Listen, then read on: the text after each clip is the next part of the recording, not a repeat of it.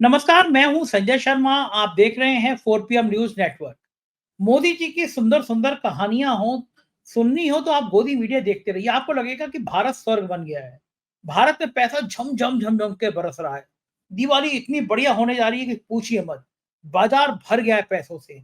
हकीकत यह है कि पहली बार ऐसा हुआ है कि विदेशी निवेशकों ने 10 अरब डॉलर निकाल लिए हैं भारत के बाजार से। ये खबर कोई गोदी मीडिया का चैनल आपको नहीं बताएगा, कहीं आप नहीं देखेंगे। लेकिन मैं अधिकृत रूप से बता रहा हूं आपको कि 10 अरब डॉलर भारतीय बाजार से निकाल लिए विदेशी निवेशकों ने। निकाले नहीं, निकाल के पता है कहां डाले हैं? चीन में। 10 अरब डॉलर भारत से निकाले और चीन में डाल दिए। और गोदी मीडिया कह रहा है कि 5 साल बाद चीन के राष्ट्रपति से मोदी जी की बातचीत हुई, सीमाओं पर सब ठीक हो गया, पेट्रोलिंग करने की परमिशन मिली है, जो हिस्सा हमारा चला गया उसकी वापसी की कोई बात नहीं हुई है। अब तो गोदी मीडिया बातचीत करने 5 साल बाद मोदी जी ने चीन के राष्ट्रपति से बात करी, ऐसा कर रहा है जैसे चीन हमारे चरणों में आ गया। अब कुछ दिनों बाद अगर हमारे प्रधानमंत्री फिर चीन के राष्ट्रपति को चाय पिलाते हुए नजर आएंगे, झूला झुलाते हुए नजर आएंगे, कहेगा देखिए कितना महान काम किया। चीन के राष्ट्रपति को हमारे प्रधानमंत्री ने झूला झुला दिया, अपने हाथ से चाय बना के पिला दी। महाराष्ट्र में चुनाव चल रहे हैं, प्रधानमंत्री जी विदेश में हैं, आप मस्त रहिए। अगर चुनाव आयोग रहेगा तो फिर बम बम हो जाएगी। जब वोट पड़ेंगे तो परसेंटेज बढ़ जाएगा। ईवीएम का खेल आपको पता है, ईवीएम का लोचा हो जाएगा। तो प्रधानमंत्री काहे की चिंता करें, किसके लिए चिंता करें? चीफ जस्टिस साहब चिंता कर रहे हैं कि इतिहास मुझे क्या याद, कैसे याद रखेगा। जाने माने फिल्मकार हैं, पहले बहुत सीनियर पत्रकार रहे हैं, अविनाश दास जी। उन्होंने बहुत जबरदस्त कमेंट किया है, इतना जबरदस्त लिखा है कि अभय द्विवेदी जी से बातचीत कर रहा था, अभय द्विवेदी जी ताली बजाने लगे, बोले क्या शानदार लिखा है। ये सब इस बातचीत का हिस्सा है। मैं लेके चलता हूँ अभय द्विवेदी जी के पास। आपसे एक छोटी सी रिक्वेस्ट करूंगा। 4 PM म्यूजिक ने बहुत शानदार एक प्रस्तुति करी है। अमरीश शर्मा एक बहुत अच्छे कलाकार हैं रहे हैं। फणीश्वर नाथ रेणु जी देश के महान साहित्यकार, उनकी एक कहानी है। उस कहानी पर रसप्रिया के ऊपर उन्होंने एक छोटी सी शॉर्ट फिल्म बनाई है संगीत की। पटना में 25 तारीख को उसकी स्क्रीनिंग होगी। और बहुत बहुत शुक्रिया मैं अदा करना चाहता हूँ आप सबका। आप सबने ये मूवी देखी हमारे 4 PM म्यूजिक पे, जिसका ये बैनर लगा हुआ है। अभी तक इस चैनल को सब्सक्राइब नहीं किया तो इसको भी कर लीजिए। जीवन में संगीत का भी आनंद लेना चाहिए तो उस चैनल पे भी जाइए। चलते हैं अभय दुबे जी के पास और उनसे बातचीत करते हैं। 4 PM न्यूज नेटवर्क में स्वागत है अभय दुबे जी आपका। हम लोग जिक्र कर रहे थे कि महाराष्ट्र में जो सीटों का गठबंधन डिले हो रहा है वो महाविकास अघाड़ी ने कल कर दिया। तीनों ने 85-85 सीटें बांट ली, शिवसेना, उद्धव गुट, शरद पवार गुट और कांग्रेस। आपको नहीं लगता कि उद्धव को कुछ सीटें ज्यादा दी जानी चाहिए थी? मतलब उद्धव का ज्यादा माहौल है, उद्धव को ज्यादा सीटें दी जानी लगती है, या फिर ये फॉर्मूला ठीक है कि बची हुई 18 सीटें सहयोगी को दे दो, आम आदमी पार्टी, सपा या जिन को? ये फैसला ठीक है या कहीं कुछ दबाव में है? हरियाणा हारने के बाद कांग्रेस को दबाव में आ गई। क्या लगता है आपको इस पूरे घटनाक्रम? देखिए, मुझे लगता ये है कि जो महाविकास अघाड़ी है, उसने पहले जो फ़ॉर्मूला तय किया था, उसके हिसाब से कांग्रेस को 110 सीटें मिलनी चाहिए थी। उसके बाद उद्धव ठाकरे का नंबर था, उनको सीटें मिलनी चाहिए थी। सबसे कम सीटें शरद पवार की राष्ट्रवादी कांग्रेस को मिलनी चाहिए थी। लेकिन बाद में लगता है कि इस फ़ॉर्मूले के ऊपर पुनर्विचार हुआ है और शरद पवार के नेतृत्व में जो बिल्कुल ताज़ा बैठक हुई, उस बैठक में उन लोगों ने पाया कि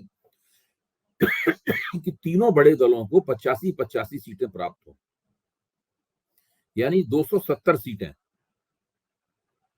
85% सीटें का मतलब ये हुआ कि 270 सीटें, बाकी बचती हुई 18 सीटें। तो बाकी 18 सीटों में वो जो दूसरे छोटे-छोटे दल हैं, जैसे कि जैसे कि आम आदमी पार्टी है या मुख्य तौर पर समाजवादी पार्टी है या और कोई मान लो दलितों का संगठन है, तो उसको वो सीटें उनके बीच में बाँटेंगे। मुझे मोटे तौर पे काफ़ी ये लोकतांत्रिक किस्म का बँटवारा लग रहा है। इससे सबसे बड़ा फायदा महाविकास अघाड़ी को ये होगा कि उनके कार्यकर्ताओं को, तीनों पार्टियों के कार्यकर्ताओं को ये नहीं लगेगा कि उनकी पार्टी पीछे है। अगर मान लीजिए कांग्रेस को 110 या 115 सीटें दे दी जाती और उद्धव ठाकरे की शिवसेना को कम सीटें दी जाती और एनसीपी को और भी कम सीटें दी जाती, तो कार्यकर्ताओं को ये लगता कि ये जिस जो पार्टी ज्यादा सीटें प्राप्त की है, अगर वो जीत गई तो वो अपने मुख्यमंत्री पद का दावा करेगी। इससे पहला सबसे बड़ा फायदा महाविकास आघाड़ी को ये हुआ है कि मुख्यमंत्री कौन बनेगा इस सवाल को लेकर महाविकास आघाड़ी में किसी किस्म का तनाव नहीं होगा, कोई झंझट नहीं होगा बिल्कुल। इसके मुकाबले अगर आप महायुति को देखें तो महायुति में भारतीय जनता पार्टी का दावा है 150 सीटें लड़ने का। मिलेंगी कि नहीं मिलेंगी मैं ये नहीं कह सकता, अभी तक वहां से ऐसा कोई संदेश नहीं आया। अमित शाह तो इस पर अड़े हुए हैं कि भाजपा को ज्यादा सीटें मिलनी चाहिए, 150 नहीं मिले तो कम से कम 130 सीटें तो मिले। मेरा मानना है कि 130 सीटों से कम पे तो भाजपा किसी कीमत पे मानेगी नहीं। तो आप सोचिए अगर भाजपा 130 सीटें लड़ेगी या 140 सीटें लड़ेगी या 150 सीटें लड़ेगी तो फिर एकनाथ शिंदे क्या करेंगे, अजित पवार क्या करेंगे, इन दोनों की जो मुख्यमंत्री बनने की महत्वाकांक्षाएं हैं उनका क्या होगा। तो ये महायुति को इस मामले में एक संकट का सामना करना पड़ेगा। भाजपा किसी भी कीमत पर, जिस तरह का ये फार्मूला महाविकास आघाड़ी में तय हुआ है, मुझे नहीं लगता कि भाजपा किसी कीमत पर इस तरह के एक लोकतांत्रिक और समतामूलक फार्मूले की तरफ मानेगी। दूसरा एक और बात हमें ध्यान रखनी चाहिए कोई भी टिप्पणी करने से पहले, ये प्रक्रिया अभी खत्म नहीं हुई है सौदेबाजी की। हो सकता है एक और मीटिंग हो एनडीए में या महाविकास आघाड़ी में, एक और मीटिंग हो और ये फार्मूला कुछ फिर बदले। उधर महायुति में भी फिर मीटिंग हो और वहां भी कुछ फार्मूला बदले। तो हमें इस बात पर भी निगाह रखनी होगी कि ये फार्मूला जरूरी नहीं अंतिम फार्मूला हो, फार्मूला कुछ बदल भी सकता है। क्योंकि देखिए नाना पटोले का रवैया क्या है, कांग्रेस के जो अध्यक्ष है उनका रवैया क्या है, उनका रवैया यह है कि वो उनके पास जितनी सीटों की डिमांड आती है कार्यकर्ताओं की तरफ से वो उनको लेकर अड़ जाते हैं और फिर काफी जिद करते हैं, वो काफी जद्दोजहद करते हैं, काफी झंझट करते हैं नाना पटोले। इस बात को लेकर थोड़े से राष्ट्रवादी कांग्रेस के लोग और शिवसेना के लोग थोड़े से दुखी भी हैं नाना पटोले के रवैये से, लेकिन वो एक तरह से उसकी तारीफ भी करते हैं कि भाई जो कार्यकर्ताओं की डिमांड आती है बंदा उसके लिए लड़ता है, इसमें कोई बुरी गलत बात भी नहीं है। इस तरीके से चल रहा है आगे, लेकिन अब मेरे ख्याल से एक आध दिन में सारा फैसला हो जाएगा दोनों तरफ। एक किताब मुझे महीना भर भी नहीं रहा, एक महीने भी कम समय कैंडिडेट तय नहीं हो पाते। कितने 20-25 दिन का चुनाव में आप जाइए चुनाव लड़िए, तो ये तो अन्याय है ना, कैंडिडेट के संग भी अन्याय है, जनता के संग भी अन्याय है।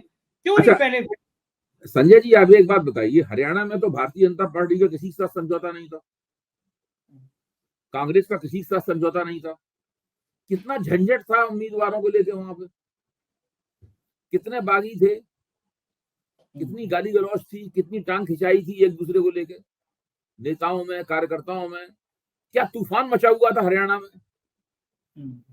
देखिए भारतीय राजनीति आज जिस दशा में है उस पर हमें देखना चाहिए।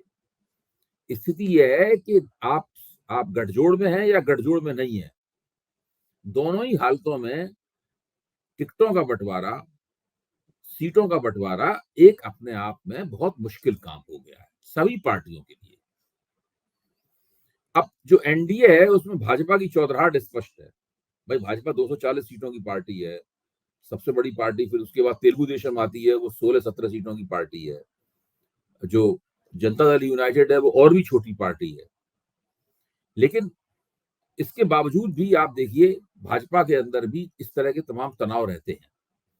उसके हिसाब से कांग्रेस तो इंडिया गठबंधन में उतनी शक्तिशाली पार्टी नहीं है इतनी कि एनडीए में भारतीय जनता पार्टी शक्तिशाली पार्टी है।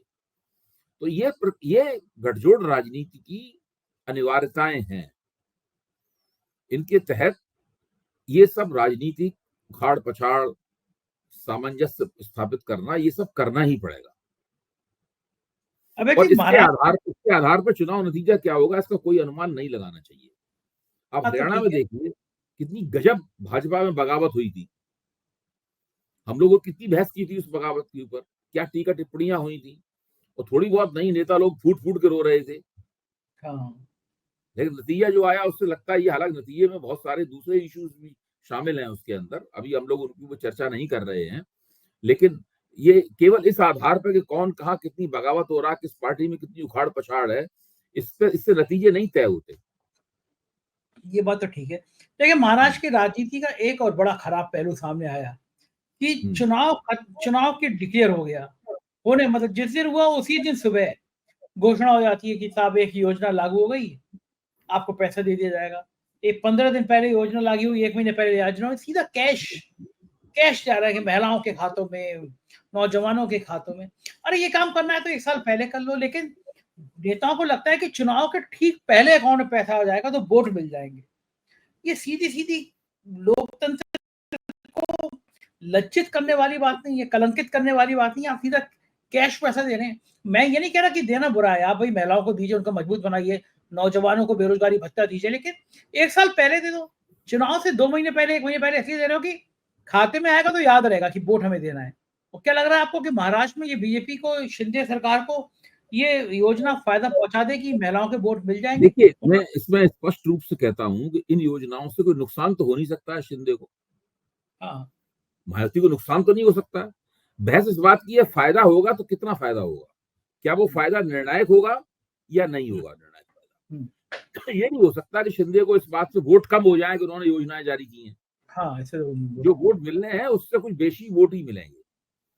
दूसरी बात यह है कि इसमें महायुति की जो पार्टियां हैं उनको दोष देने की बजाय हम लोगों को देखना चाहिए कि चुनाव आयोग की इसमें क्या भूमिका है। सबसे बड़ी समस्या चुनाव आयोग की है। चुनाव आयोग लिजलिजा है, चुनाव आयोग मोदी सरकार का प्यादा है, भाजपा सरकार का प्यादा है चुनाव आयोग। भाजपा सरकार की नीति ये थी कि हम महाराष्ट्र का चुनाव हरियाणा और जम्मू कश्मीर के साथ नहीं कराएंगे, हम इतना समय देंगे ताकि जो लाडली बहना योजना है और लाडला भाऊ योजना है, इन दोनों योजनाओं की कम से कम 2 किश्तें लोगों के पास पहुंच जाएं, अक्टूबर की किश्त और नवंबर की किश्त लोगों के पास पहुंच जाए। इसलिए चुनाव आयोग से कहा गया, राजीव कुमार जी फौरन मान गए इस बात को और उन्होंने महाराष्ट्र के चुनाव को इतना खींचा, इतना पीछे खींचा, इतना पीछे खींचा कि जिस दिन नतीजा आएगा महाराष्ट्र के चुनाव का, उसके 3 दिन बाद महाराष्ट्र विधानसभा का गठन होना है संविधान के मुताबिक। अगर मान लीजिए त्रिशंकु विधानसभा हुई, इतना समय नहीं होगा कि कोई अपना बहुमत साबित कर पाए। यानी चुनाव के बाद में महाराष्ट्र में राष्ट्रपति शासन लगाना पड़ेगा और अगर खुदा न खास्ते महाराष्ट्र में राष्ट्रपति शासन लग गया तो वो भारत के चुनाव आयोग के ऊपर एक धब्बा होगा, एक ऐसा धब्बा होगा जो कभी नहीं हटेगा, जो इस बात का सबूत होगा कि ये चुनाव आयोग भारतीय जनता पार्टी की सरकार का प्यादा है। वैसे अब किसी को शक रह नहीं गया है इस बात में कि कोई चुनाव नहीं रह आयोग, गया। मैं तो केवल उसका एक सिक्काबंद प्रमाण पेश कर रहा हूँ। हाँ, तो लोग तो ये कहने लगे कि गांधी जी के 3 बंदरों जैसी स्थिति है। ना वो देखेंगे, ना वो सुनेंगे, ना वो बोलेंगे। इससे इतर कुछ उनकी स्थिति है नहीं। लेकिन अपने प्रधानमंत्री जी बढ़िया है, वो विदेश घूम रहे हैं। गोदी मीडिया कह रहा है कि चीन के प्रधानमंत्री से, राष्ट्रपति से भी 5 साल बाद बात हो गई। और गोदी मीडिया ये बड़ा प्रचारित करने में लगा हुआ है कि साहब अब बॉर्डर पे कुछ नहीं होगा, शांति हो गई, चीन के राष्ट्रपति से बात हो गई, अब तो फिर से दोबारा झूला झूल लेंगे, चाय बना के पिला देंगे मोदी जी उनको। क्या कुछ इन खबरों में सच्चाई होगी या महाराष्ट्र के चुनाव से पहले ये नहीं, खबरें? जो हुआ क्या है उसका तथ्य क्या है, अखबारों ने जो खबरें छापी हैं उसमें काफी किस्म का, काफी जो है ना उसके अंदर ट्वीक दिया गया है सरकार के समर्थन में। रियल असली बात यह है कि चीन और भारत के बीच में तय ये हुआ है कि दोनों देश अपनी अपनी पेट्रोलिंग शुरू कर दें, यानी सीमा पर गश्त लगाना शुरू कर दें। अभी गश्त भी ठप पड़ी हुई थी, भारत के पास गश्त लगाने का भी अधिकार नहीं था। तो याद कीजिए कि डोकलाम में जो पहला विवाद हुआ था 2020 में चीन और भारत के बीच में, जिसमें चीनी सैनिकों ने भारतीय सैनिकों के साथ में जबरदस्त हमला हुआ था उन भारतीय सैनिकों के ऊपर और भारतीय सैनिकों ने बहादुरी के साथ उनसे टक्कर ली थी, मारपीट हुई थी, राइफलों का गोली नहीं चली थी लेकिन बैनर्स का, संगीनों का इस्तेमाल हुआ था, फाइटिंग हुई थी बिल्कुल फिल्मी अंदाज में दोनों के बीच में और दोनों तरफ से लोग घायल भी हुए थे, भारतीय सैनिक भी घायल हुए थे और चीनी सैनिक भी घायल हुए थे। उस वक्त के उस घटना के बाद से भारतीय लोग सीमा पर गश्त नहीं लगा पा रहे थे, चीनियों ने उनकी गश्त रोक दी थी। अब जो भारतीय कूटनीति, जिसको भारतीय कूटनीति की राजनयिक की बहुत बड़ी जीत के रूप में प्रस्तुत किया जा रहा है, वो दरअसल ये है कि भारत को गश्त लगाने का अधिकार प्राप्त हो गया है वहां पर। इससे ज्यादा चीन ने रियायत नहीं दी है।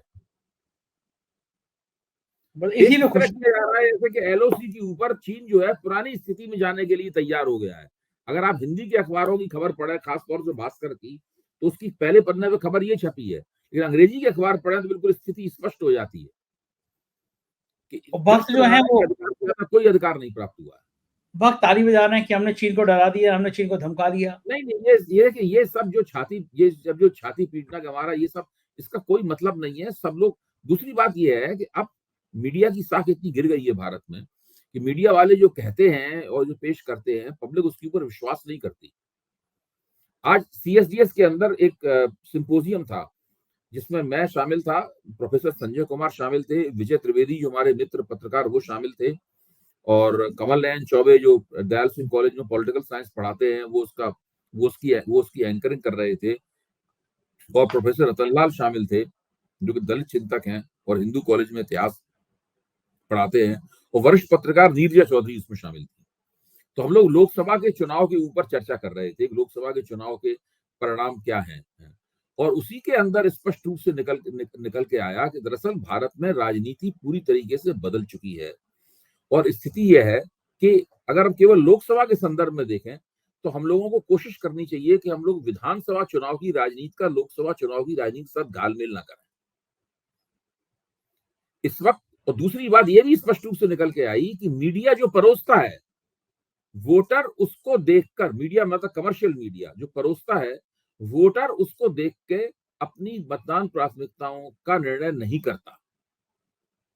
उसका सबसे बड़ा प्रमाण यह है कि नरेंद्र मोदी बनारस पर्चा भरने के लिए गए तो 5 घंटे लंबा रोड शो किया उन्होंने। जिस वक्त नरेंद्र मोदी बनारस में वो रोड शो कर रहे थे, उस वक्त हिंदुस्तान के मीडिया का हर रिपोर्टर वहां मौजूद था, हर चैनल का, और वो बिल्कुल नरेंद्र मोदी की इस तरह विरुद्धावली पढ़ रहे थे जैसे कि भगवान अपना ईश्वर उतर के आया है धरती पर, वो अपना रोड शो कर रहे हैं। और हम जानते हैं कि नतीजा क्या हुआ। विशेषज्ञ, एक जो विशेषज्ञ थे वहां पर, एबीपी, उस वक्त एबीपी चैनल पे बैठा हुआ था, तो वो कह रहे थे कि नरेंद्र मोदी ने ये रोड शो करके पूरे पूर्वी उत्तर प्रदेश को साध लिया है, इस प्रकार की बात कही जा रही थी। आज हम जानते हैं कि ना वो पूर्वी उत्तर प्रदेश को साध पाए और खुद भी वो चुनाव में उनकी दुर्गति होते होते बची। तो जो मीडिया परोसता है उसके आधार पर भारत के मतदाता ने वोट देना बंद कर दिया है। ये बिल्कुल बिल्कुल तय बात है। देखो ठीक बात है, क्योंकि गोदी मीडिया इतना हरा-हरा दिखाता है। एक इतनी सनसनीखेज खबर आई थी कि भारतीय निवेशकों ने 10 अरब डॉलर निकाल लिए हैं। आप सोचिए, आज तक के इतिहास में कभी ऐसा नहीं हुआ कि 1 महीने के भीतर 10 अरब डॉलर निकल जाएँ। शेयर मार्केट धड़ाम हो गया है, और खतरनाक बात ये है कि जो निकाले हैं पैसे, वो भारत से निकाले हैं, क्योंकि भारत में डामाडोल स्थिति दिख रही है।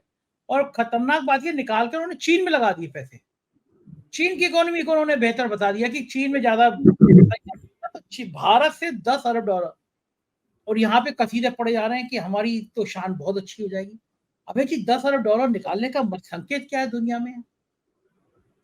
नहीं, आपने जिस खबर का जिक्र किया है, ये खबर बहुत महत्वपूर्ण है।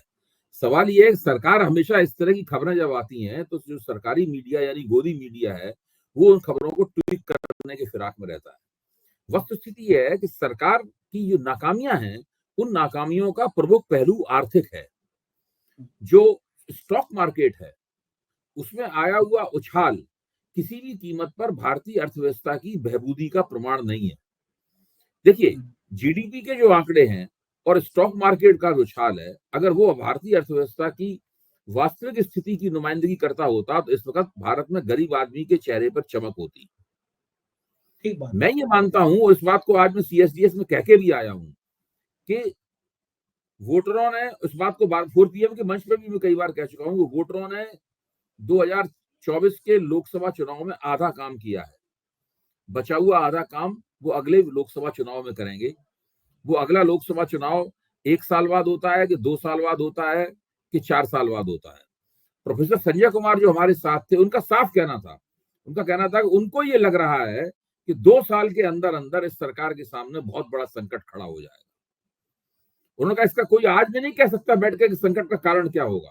उन्होंने कहा मुझे लग रहा है, ऐसा संकेत इस तरह के मिल रहे हैं कि ये सरकार 2 साल बाद बहुत बड़े संकट का सामना करने के लिए जा रही है, और उसमें ये सरकार गिर भी सकती है, लोकसभा चुनाव भी हो सकते हैं, और लोकसभा चुनाव होंगे तो कोई भी नतीजा आ सकता है, कोई गारंटी नहीं है कि ये सरकार दोहराई जाए, रिपीट हो सरकार। तो बिल्कुल सारी जो राजनीतिक स्थिति है, राजनीतिक स्थिति के बारे में कोई भी सुनिश्चित तरीके से कुछ नहीं कह सकता है। वो जमाना चला गया जब हम 4 जून से पहले की स्थिति में कहते थे कि नरेंद्र मोदी की सरकार है और नरेंद्र मोदी की सरकार रहेगी, वो वक्त निकल चुका है। बिल्कुल ठीक कह रहे हैं। और अनिश्चितता के बादल तो हर जगह रहते हैं और लोग याद करने की कोशिश करते हैं कि हमें इतिहास में कैसे लिखा जाएगा। चंद्रचूड़ साहब ने भी पूछा था कि भाई मुझे पता नहीं इतिहास मुझे कैसे याद करेगा। फिर भगवान जी के सामने खड़े होकर उन्होंने कहा कि भगवान जी फैसला करा देना। एक बहुत अच्छे पत्रकार रहे हैं अपने ज़माने में अविनाश दास जी, एनडीटीवी भारत सब में काम किया, वो फ़िल्म लाइन में चले गए, डायरेक्टर हो गए। उन्होंने एक बहुत बढ़िया ट्वीट किया है, एक्स पे लिखा है उन्होंने, मैं वो थोड़ा-सा पढ़ के सुनाता हूँ। उन्होंने कहा कि सुप्रीम कोर्ट के मुख्य न्यायाधीश डीवाई चंद्रचूड़ को याद किया जाएगा। राम मंदिर के फैसले का सहलेखक और फिर उस पर हस्ताक्षर करने का साहस नहीं दिखाने के लिए। दूसरा, चुनावी फॉर्म को अवैध घोषित करने और फिर ये सुनिश्चित करने के लिए कि ना तो पैसा वापस लिया गया और ना ही किसी को दंडित किया गया। तीसरा, चंडीगढ़ चुनाव के निर्वाचन अधिकारी को अपराधी कहने और फिर उनके खिलाफ कोई कार्रवाई ना करने के लिए याद रखा जाएगा। शिंदे, फडणवीस, अजीत पवार सरकार को अवैध कहने, राज्यपाल के कार्य को अवैध कहने और फिर बिना किसी ठोस निर्णय के वही सरकार को शेष कार्यकाल के लिए जारी रखने की अनुमति के लिए याद रखा जाएगा। इस मामले को अवैध स्पीकर के पास वापस भेजते हुए उन्हें अवैध फैसले लेने की अनुमति देने के लिए याद रखा जाएगा। हिडनबर्ग के आरोपी की जांच के लिए विशेषज्ञों की एक टीम बुलाने के लिए बजाय इसके कि अडानी इंटरप्राइज कहा जाए कि वो हिडनबर्ग को अमेरिकी अदालतों में मुकदमा करे, इसके ऊपर याद रखा जाएगा। अनुच्छेद 370 को हटाने की संवैधानिक वैधता पर निर्णय लेने में देरी करने और फिर यह निर्णय करने के लिए फैसला उचितता याद रखा जाएगा। इस बात के लिए भी उमर खालिद बड़ा महत्वपूर्ण सवाल उठाया। उमर खालिद की कैद को जारी रखने के लिए एक ऐसा व्यक्ति जिसे जमानत से वंचित किया गया है क्योंकि वे अमीर नहीं है, शक्तिशाली नहीं है, मुसलमान है, उसको याद रखा जाएगा। 4 साल से जमानत नहीं हो रही है। भीमा कोरेगांव मामले में आरोपियों को जेल में रखने, फादर स्टेन स्वामी की मौत, प्रोफेसर साईं बाबा की मृत्यु के लिए जब यह स्पष्ट प्रमाण था कि मामला पूरी तरह से गलत था। कुछ ऐसी विरासतें हैं जिन्हें वो छोड़कर जा रहे हैं। अंत में न्याय प्रणाली को उन्होंने बेहतर किया या उसे विफल किया, इस पर मत विभाजित रहेगा। सीजी डीवाई चंद्रचूड़, आपको इन सभी के लिए और इन तथ्य के लिए याद किया जाएगा कि आपने छलावा दिया। पुनश्च उन्हें प्रधानमंत्री के साथ पूजा करने के लिए भी याद किया जाएगा जिसमें वो कैमरामैन की भूमिका में थे। अब बताइए। मजा आ गया। मैं आपको बताऊं, ये इसे कहते हैं जबरदस्त समीक्षा। इसे कहते हैं दोनों पक्षों को सामने रखना। जिस विरासत के लिए वो मरे जा रहे हैं, वो विरासत इस तरीके से भी समीक्षित हो सकती है। ये इसका सबसे बड़ा प्रमाण है। मजा आ गया, बिल्कुल बेहतरीन। जितनी इसकी प्रशंसा की जाए उतना बेहतर। लाजवाब। ये ट्वीट मुझे भी फॉरवर्ड कीजिए प्लीज। हाँ, मैं भेजूंगा आपको। मुझे पढ़ के भी मैंने पढ़ा तो मुझे बड़ा वो लगा। बेहतरीन, सारी बातें सही है। आप देखिए, राम रहीम निकल आता है पैरोल के लिए। उमर खालिद 4 साल से जब तारीख आती है तो जज साहब तारीख लगा देते, कुछ पूछने वाले ही नहीं है, कोई फैसला ही नहीं, पता नहीं कौन फैसला करेगा। देखिए, चलिए अब दूसरे मुद्दे पे आते हैं। प्रियंका गांधी की राजनीति में एंट्री। ये बात तो बिल्कुल तय है, लगभग तय है कि प्रियंका गांधी जीत ही जाएंगे वहां से। मैं 2 बातें पूछना चाहूंगा आपसे। क्या मोदी जी वहां पे भारतीय जनता पार्टी के प्रत्याशी का प्रचार करने जा सकते हैं? स्मृति ईरानी का करने तो नहीं आए थे वो अमेठी में, लेकिन प्रियंका गांधी पे इतना हमला करते हैं तो क्या जा सकते हैं? पहला सवाल। दूसरा, प्रियंका गांधी सांसद बनकर जब आ जाएंगी, अभी तो राहुल गांधी जब प्रधानमंत्री निकल लेते हैं, कभी ऐसा नहीं होता कि राहुल गांधी बोल रहे प्रधानमंत्री सामने बैठे हो, लेकिन जब प्रियंका भी आ जाएंगी तो हाउस में जब प्रियंका बोलेंगी, राहुल होंगे, तो अंदर का नजारा कैसा होगा? आपको क्या लगता है? देखिए, मैं ये मानता हूँ प्रियंका गांधी परिवार की सबसे अच्छी वक्ता है। यहाँ तक कि लोग इंदिरा गांधी से तुलना करते हैं। मैंने इंदिरा गांधी के भाषण सुने हैं अपने बचपन में। इंदिरा गांधी से भी अच्छी वक्ता है। अपने पिता राजीव गांधी से भी अच्छी वक्ता है। इसका मतलब इंदिरा गांधी और राजीव गांधी को कमतर नहीं आंक रहा हूं, लेकिन वो वक्तृत्व यानी भाषण देने की जो कला है, उसमें प्रियंका गांधी इन सब लोगों से आगे हैं। और इस वक्त कांग्रेस में भी उनके मुकाबले का कोई वक्ता नहीं है। धीरे धीरे ऐसी स्थिति बनने वाली है कि प्रियंका गांधी पहले से ही एक स्टार वक्ता के रूप में, एक महत्वपूर्ण सितारा भाषणकर्ता के रूप में उभरेंगी। और जहां जहां वो जाएंगी, बड़े पैमाने पर लोग उनको सुनने के लिए आएंगे। ऐसी वक्ता के सामने ये एक संभावना होती है, उसका दोहन करना बाकी है कि वो जब वो लोकसभा में जाए तो वहां पे वो एक जबरदस्त पार्लियामेंटेरियन के रूप में, एक जबरदस्त सांसद के रूप में वो उभरे। और वो एक इतिहास, प्रियंका गांधी में क्षमता ये है कि वो लोकसभा के पटल पर अपने भाषणों से इतिहास बना सकती है। राहुल गांधी की मौजूदगी, राहुल गांधी आक्रामक हैं, वो आंदोलनकारी हैं, वो बिल्कुल सरकार को कटघरे में खड़ा करते हैं, वो विपक्ष के मुद्दतों बाद पाए गए एक बेहतरीन नेता हैं, एलओपी इसको कहते हैं, लीडर ऑफ अपोजिशन वो है। और जब प्रियंका गांधी उनके साथ जुड़ जाएंगी तो इसको डबल बैरल की मार कहते हैं। भाजपा डबल इंजन की सरकार की बात करती है, ये कांग्रेस और विपक्ष का डबल बैरल होगा, दोनाली बंदूक होगी कांग्रेस की, जिसकी मार से भारतीय जनता पार्टी को बचना मुश्किल हो जाएगा। तो प्रियंका गांधी का संसद में आना भारतीय जनता पार्टी के लिए अच्छी सूचना नहीं है। अच्छा, रोक कैसे पाएंगे वो? मोदी जाएंगे क्या वहां बीजेपी के प्रत्याशी नहीं, प्रचार? मोदी जी देखिए, मोदी जी को ये तय करना है कि वो वायनाड चुनाव प्रचार करने जाएंगे ये नहीं जाएंगे। जब मैं लोकसभा चुनाव के 6 महीने पहले केरल घूमने गया था तो पूरे केरल में नरेंद्र मोदी की एक भी तस्वीर नहीं थी। त्रिवेंद्रम में केवल एक पोस्टर लगा हुआ था, उसमें जेपी नड्डा की तस्वीर थी, भारतीय जनता पार्टी का पोस्टर ही नहीं था। जितने टैक्सी वालों से मैंने बात की, 10 दिन रहा मैं केरल में, जितने टैक्सी वालों से बात की, सबने यही कहा कि भाई यहाँ भाजपा कुछ बनने वाला नहीं। हालांकि भाजपा सुरेश गोपी की एक सीट जीत गई, लेकिन केरल में उसकी स्थिति अच्छी नहीं है, तमिलनाडु में उसकी स्थिति अच्छी नहीं है, भाजपा की कोई पूछने वाला है नहीं उनको। नरेंद्र मोदी वहां पर जाएंगे तो उसका कोई फर्क नहीं पड़ेगा वायनाड के चुनाव पर। बेहतर ये होगा कि नरेंद्र मोदी वहां न जाए और प्रियंका गांधी, नरेंद्र मोदी जाएंगे तब भी ठप्पे के साथ जीतेंगी, अगर वो नहीं जाएंगे तब भी ठप्पे के साथ जीतेंगी। अब तो नरेंद्र मोदी को ये देखना होगा कि प्रियंका गांधी की संसद में मौजूदगी का भारतीय जनता पार्टी मुकाबला कैसे करेगी। क्योंकि जैसा कि मैं अपने वरिष्ठ पत्रकार मित्र विनोद शर्मा है उनकी टिप्पणी से सहमत हूं कि जैसे ही विपक्ष में कोई युवा नेता उभरता है, भारतीय जनता पार्टी उसके ऊपर हमले शुरू कर देती है। चाहे वो उमर अब्दुल्ला उभरे हों, चाहे वो सचिन पायलट उभरे हों, चाहे वो तेजस्वी यादव उभरे हों, चाहे वो अखिलेश यादव उभरे हों, एक जमाने में राहुल गांधी उभरे थे। जैसे ही उभरती है भाजपा उनको निशाना बनाती है और तरह तरह से उनको जेर करने, उनको कमतर दिखाने की कोशिश करती है। ये कोशिश प्रियंका गांधी के साथ भी होगी। प्रियंका गांधी भी इस बात को समझती हैं, वो संसद के बाहर इसके बहुत प्रमाण दे चुकी हैं कि संसद में वो जबरदस्त पार्लियामेंटेरियन साबित होने वाली हैं। तो भाजपा को सतर्क हो जाना चाहिए। अच्छा, इस बीच में मुझे एकदम याद आया, स्मृति ईरानी कहाँ गायब हो गई? दिखती नहीं है कि वो सास भी कभी बहू की टाइप, एकदम ही गायब हो गई। देखिए, स्मृति ईरानी इस बात से बहुत नाराज हैं कि नरेंद्र मोदी ने उनको चुनाव जीतने में मदद क्यों नहीं की।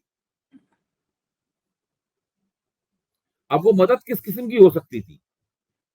योगी जी को डांट लगाते, योगी जी को डांट लगाते, मोदी जी हाँ, को जिताना है स्मृति ईरानी। मोदी जी रैली करने भी नहीं गए।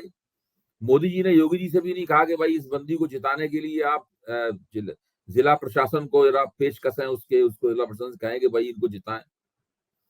तो एक तरह से स्मृति ईरानी को मोदी जी ने चुनाव हारने के लिए छोड़ दिया कि भाई जाइए और आप चुनाव हार जाइए। अब ये सब मेरे क्या है? कोई मैं ऐसी टिप्पणी नहीं करूंगा जो कि अनुचित हो, लेकिन इसमें ठीक, कुछ ना कुछ ऐसा जरूर है जो कि अपरिभाषित है, जो कि अनकहा है और जो भविष्य बताएगा कि वो सही था कि नहीं था। देखो ठीक है, मेरे एक मित्र हैं, उन्होंने कहा मुझसे, हालांकि मैं भी खुश नहीं हूँ, उन्होंने कहा कि चुनाव हारने के बाद तो स्मृति और योगी आदित्यनाथ में भी बहुत गर्मा गर्मी हो गई, क्योंकि योगी, उनको माना था योगी जी ने ये मदद की नहीं। योगी जी ने खेल तो किया इस बार, खैर ये लोग कहते हैं, काम काम तो लगा दिया योगी देखिए, जी ने। उत्तर प्रदेश में योगी जी ने बहुत खेल किया है। नागरिक अधिकार संगठनों ने जो याचिका चुनाव आयोग के सामने सौंपी है, इस याचिका में नतीजा निकाला गया है कि चुनाव आयोग ने जो हर दौर में जो मतदान प्रतिशत बढ़ाया, उससे भाजपा को 76 सीटों का फायदा हुआ, एनडीए को।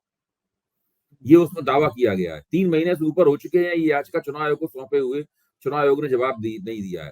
तो हर राज्य में भाजपा का फायदा हुआ, लेकिन उस राज्यों की सूची में उत्तर प्रदेश का नाम नहीं है। यहाँ नहीं बढ़ने दिया योगी जी ने। वो नाम नहीं है कि यहाँ खेल दूसरा ही चल रहा था। हाँ, यहाँ 300 होती तो योगी जी तय करके बैठे हुए थे कि भाजपा को जीतने नहीं देना है, और इस बात 300, को सब लोग समझते हैं। इसके बावजूद भी उनका कोई कुछ बिगाड़ नहीं पा रहा। मुझे लगता नहीं उनका कुछ बिगाड़ पाएंगे योगी जी। अब क्या बिगाड़ पाएंगे? 300 पार होते तो योगी हट जाते, अब नहीं हटने वाले। नहीं, अब कोई सवाल ही पैदा नहीं होता। बहुत बहुत शुक्रिया अभय जी, इस शानदार बातचीत के लिए, थैंक यू। ये थे अभय द्विवेदी जी, और मुझे यकीन है ये बातचीत आपको पसंद आई होगी। अपनी राय से मुझे जरूर बताइएगा। प्यार बनाए रखिएगा। Thank you.